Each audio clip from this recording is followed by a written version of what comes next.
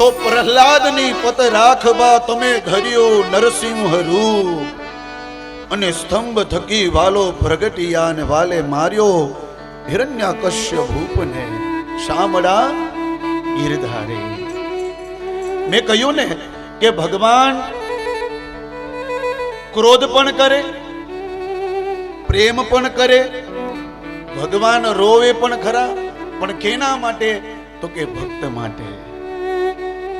એના ભક્તને દુખી ન જોઈ શકે, આ એનું પ્રમાણ છે. નરસિંહ મહેતાના બધા જ કામ 52 વખત કામ કર્યા છે નરસિંહ મહેતાના. તો ભક્ત માટે ભગવાન ચોક્કસ આવે છે, એ પ્રમાણ છે. આજે ભક્ત માટે થઈને ભગવાન સ્તંભમાંથી પ્રગટ થયા છે. એટલો બધો ક્રોધ છે, ક્રોધ છે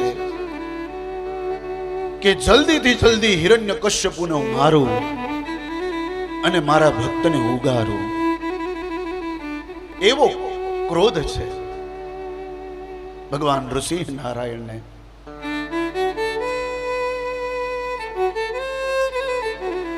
હિરણ્યકશ્યપુને કહે છે કે તે બ્રહ્માજી પાસે લખાવડાવ્યું તું ને, એ ચિઠ્ઠી કાઢ. રાત છે, દિવસ છે, પશુ છું, પ્રાણી છું, શું છું કહે.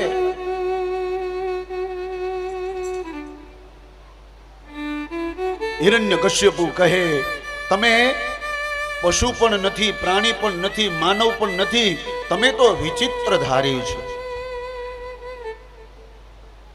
આપનું રૂપ કંઈક વિચિત્ર છે, ચિત્ર વગરનું એને વિચિત્ર કહેવાય. આપનું રૂપ વિચિત્ર છે પ્રભુ. અને ત્યારે ભગવાન નૃસિંહ નારાયણે હિરણ્યકશ્યપુનો ઉદ્ધાર કર્યો છે. પણ ઉદ્ધાર કર્યા પછી પણ એનો ક્રોધ શાંત થતો નથી.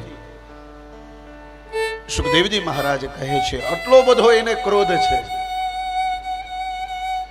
અને આ ક્રોધ જોઈને દેવતાઓ પણ વિસ્મય બની ગયા કે ભગવાન તો જો શત્રુને માર્યા પછી પણ શાંત નથી થતા, પણ ક્રોધ જ એવો છે. ભગવાન કહે કદાચ તમે મને ગમે તે કહી દો, મારા સાથે તમે કદાચ વેરભાવ રાખો, પણ તમે મારા ભક્ત સાથે કોઈ દિવસ વેરભાવ રાખતા નહીં, નકર હું તમને કોઈ દિવસ નહીં છોડું. અરે ભાગવતજીના 10મા સ્કંદમાં કથા આવશે, બ્રહ્માજી જેવા બ્રહ્માજીને છોડ્યા નથી. એને ગોવાળિયાઓનો અપરાધ કર્યો ને એને માફ ન કર્યા બ્રહ્માજીને.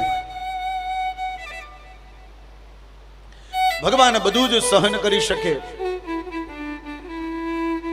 પણ એના શત્રુ, એના ભક્તને કોઈ હેરાન કરે એને ભગવાન સહન નથી કરી શકતા.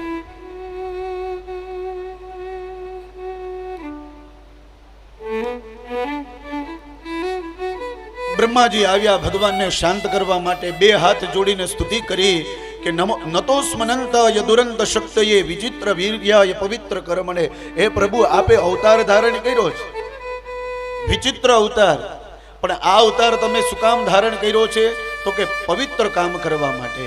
કયું પવિત્ર કામ? તો કે ભક્તનો ઉદ્ધાર કરવા માટે.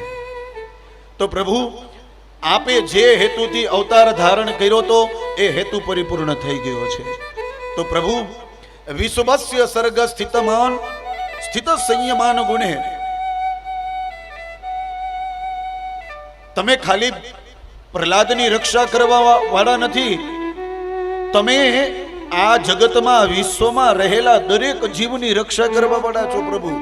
તો તમે પ્રહલાદની રક્ષા કરી, હવે આ જગતની વિશ્વની રક્ષા કરો. પ્રભુ તમે શાંત થઈ જાઓ. આમને આમ ક્રોધ કરશો તો આ વિશ્વનું શું, આ પૃથ્વીનું શું? તો હે પ્રભુ સ્વલીલયા સંદદતે વ્યયાત્મને, આ તમે લીલા જે કરી છે અદ્ભુત કરી, પણ પ્રભુ હવે તમે શાંત થાઓ. બ્રહ્માજીએ સ્તુતિ કરી, ભગવાન શાંત ન થયા. ભગવાન શિવ આવ્યા,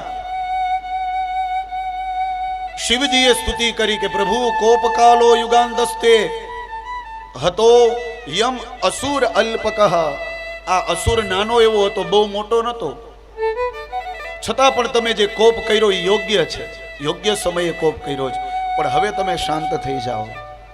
ભગવાન શાંત નથી થતા, ક્રોધ વધવા લાગે, અને એવો ક્રોધ કર્યો ને કે બ્રહ્માજી સ્તુતિ કરવા આવ્યા હતા ને એ દૂર હટી ગયા. અરે શિવજી જેવા શિવજી ક્રોધ કરવા આવ્યા એ પણ હટી ગયા દૂર. ઇન્દ્ર મહારાજ આવે, કાલગ્રસ્તમ કેદિદમ મહોનાથ સુશ્રુતામ તે મુક્તિસ્તેષામ નહીં બહુમતા નારસિંહા પરે કિમ. હે પ્રભુ, આપ શાંત થઈ જાઓ. ઇન્દ્ર મહારાજે સ્તુતિ કરી, ભગવાન શાંત ન થયા. ઋષિઓ આવ્યા, પિતૃઓ આવ્યા, સિદ્ધો આવ્યા, વિદ્યાધરો આવ્યા છે.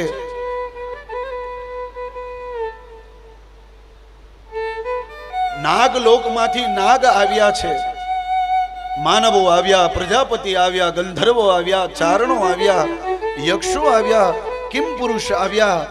અરે સાક્ષાત લક્ષ્મીજી પણ આવ્યા શાંત કરવા માટે.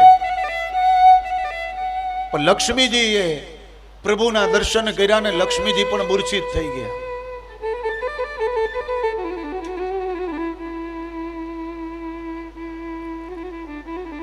લક્ષ્મીજી મૂર્છિત થઈ ગયા. ફરી પાછા લક્ષ્મીજી ને નારદજી મૂકી આવ્યા. અરે વિષ્ણુના પાર્ષદ આવીને ઉભા રહ્યા છે, ભગવાનની સ્તુતિ કરી છે. તસ્યેદમ નિધન મનુગ્રહાય વિદમઃ સોયમ તે વિધિકર ઈશ વિપ્ર સપ્ત. હે પ્રભુ, આપ શાંત થાઓ. પ્રભુ કોઈનાથી શાંત થતા નથી. અને પછી નિર્ણય લીધો બ્રહ્માજીએ કે ભગવાને જેના માટે અવતાર ધારણ કર્યો છે એ ભક્તને, એ પ્રહલાદને એની પાસે આપણે મોકલીએ.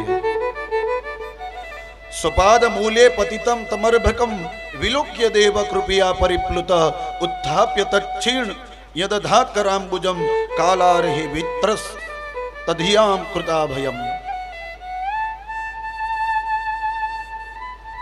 બ્રહ્માજીએ નારદજીને કીધું. નારદજી આવ્યા પ્રહલાદ પાસે, પ્રહલાદજીને કીધું, બેટા પ્રહલાદ, આ પ્રભુ શાંત નથી થતા. બધાય દેવી દેવતાઓએ સ્તુતિ કરી છતાં પણ શાંત નથી થતા. એ શાંત થશે ને તો એ માત્ર તારાથી શાંત થશે. પ્રહલાદજી કહે, નારદજી, આ બધા દેવતાઓથી પ્રભુ શાંત ન થયા અને મારાથી શાંત થશે? બોલે, હા બેટા, આપ જાઓ. ગુરુની આજ્ઞા થઈ. ગુરુની આજ્ઞા થાય એટલે શિષ્યએ જવું જ પડે. પ્રહલાદજી ગયા, બે હાથ જોડી ઉભા રહ્યા અને 43 શ્લોકમાં આજે ભગવાન નારાયણની સ્તુતિ કરી છે. બ્રહ્માદય સુરગણા મુનયોથ સિદ્ધા સત્વે કથાનમતયો વચસાં પ્રભાએ નારાધિતુમ પુરુગુણે રધુના પિપેપ્રુ કિમ તોષ્ટુમર્હતિ સમે હરિરુગ્રજાતે કિમ તોષ્ટુમર્હતિ સમે હરિરુગ્રજાતે. બે હાથ જોડીને નાનો એવો બાળક ભગવાનની પાસે ગયો ને કહે છે કે હે પ્રભુ, આટલા બધા ઉગ્ર શું કામ થાઓ છો? હરિ ઉગ્ર જાતે. હે પ્રભુ, આટલા બધા ઉગ્ર થવાનું કારણ? તો કે મારા પિતાએ અપરાધ કર્યો તો ને મને હેરાન કર્યો અને તમને ગમ્યું નહીં, અને તમે મારા માટે થઈને આ સ્તંભમાંથી પ્રગટ થયા. હે પ્રભુ હરે, પણ જે કામ માટે તમે ઉગ્ર થયા હતા એ કામ પૂરું થઈ ગયું. તો કેમ તોષ્ટુમર્હતિ સમે? હવે આટલો બધો તમે ક્રોધ શું કામ કરો છો? પ્રભુ, તમે શાંત થાઓ ને. મને ખબર છે હું કહીશ તો કદાચ તમે શાંત નહીં થાઓ. એનું કારણ તો કે બ્રહ્મા દય સુરગણા આ બ્રહ્માદિક દેવતાઓ આવીને તમને સ્તુતિ કરી, જે રોજ તમારી સાથે રહે છે, નિત્ય તમારી સાથે રહે છે, તમે જેને વંદનીય પૂજનીય ગુરુ સમાન તમે તમારા ઈષ્ટ માનો છો, એ ઈષ્ટનું તમે જો ન માનતા હો તો મારા જેવા બાળકનું તમે શું માનવાના છો? પણ છતાં હું આપને કે વિનંતી કરું છું, પ્રાર્થના કરું છું, પ્રભુ તમે શાંત થઈ જાઓ.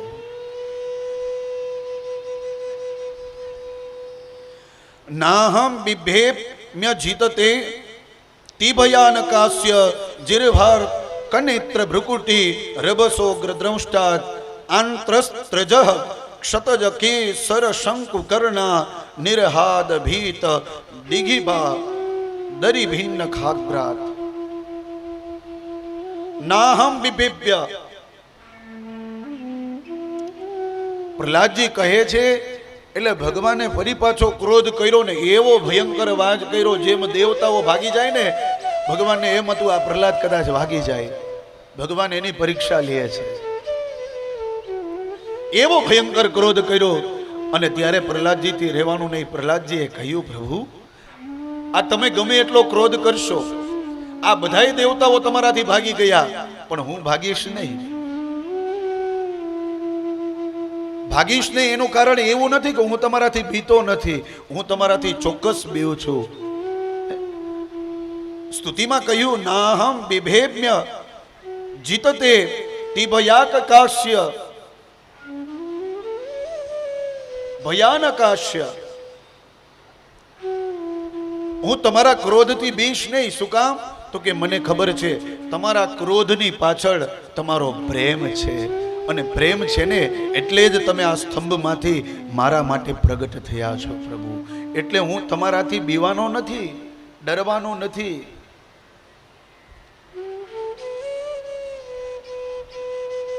તમે ગમે એટલો ક્રોધ કરશો, હવે હું તમારાથી દૂર નહીં જાઉં.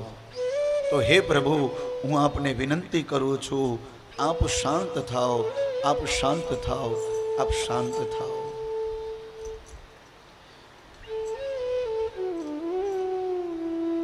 બાલસ્ય નેહ શરણમ પિતરો નૃસિંહં નારદસ્ય ચાગદમુદન વતિમંજતો નૌ તપ્તસ્ય તત્પ્રતિવિધરે ય ઇહાજ શિષ્ટ સ્થાવદ વિમો તનુપ્રતામ તદુપેક્ષિતાનામ. હે પ્રભુ, હું નાનો એવો બાળક છું, છતાં પણ આપને એક વિનંતી કરું છું, કાલી ઘેલી ભાષામાં તમને સ્તુતિ કરું છું કે હે પ્રભુ, આપ શાંત થાઓ, આપ શાંત થાઓ, આપ શાંત થાઓ. યન મેથુનાદિ ગૃહમેદિ સુખમ હિ તુચ્છમ કંડુ યનેન કરયો રીવ દુઃખ દુઃખમ તૃપ્યંતિ નેહ કૃપયા બહુ દુઃખ ભાજ કંડુતિ વન્મ નસિજમ વિષહિત ધીર. હે પ્રભુ, આ સંસારનું સુખ જે છે ને એ ખરજવા જેવું છે. પ્રહલાદજી કહે છે, યનમેથુનાદિ ગૃહમેદિ સુખમ હિ તુચ્છમ. આ સંસારની વાસના, સંસારનું સુખ જે છે ને, આ બધું તુચ્છ છે. પ્રભુ, હું આનાથી દૂર છું, હું તમારાથી નજીક છું. તો હે પ્રભુ, તૃપ્યંતિ નેહ કૃપણા, તમે મારા ઉપર કૃપા કરો. બહુ દુઃખ ભાજમ. હવે આપ શાંત થાઓ પ્રભુ, બસ એટલી મારી વિનંતી છે. ભગવાન શાંત થયા છે. ભગવાન શાંત તો થયા, પણ પોતાના બે હાથે પ્રહલાદજીને હાથમાં લઈ પોતાના ખોડામાં બેસાડે છે. ખોડામાં બેસાડી અને પોતાની જીભ વડે એ પ્રહલાદને ચાટે છે.